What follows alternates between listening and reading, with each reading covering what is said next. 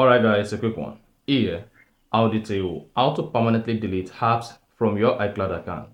So if at the end of this you found this helpful and informative, please don't forget to like and then subscribe.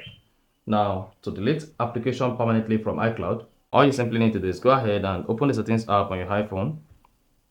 On the settings page, locate and click on Apple account or your iCloud account name. Once you click on that, you want to select iCloud. Now, locate and click on Show All where you say Save to iCloud. Then, once you click on Show All, you want to say all the application you have on iCloud. Then go ahead and turn off the application. Then should say Delete from iPhone. Are you sure you want to turn off this application? Some changes have not been uploaded to iCloud. If you turn off this app, this change will be lost.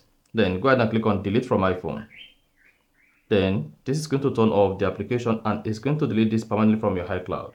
Alternatively, you can also go back to the home screen, locate the application you want to delete or remove from iCloud. Then press and hold the application, click on Remove App, then click on Delete. And this is going to delete this app from your iPhone as well as from your iCloud. And that's it. So, if you found this helpful and informative, please don't forget to like and then subscribe.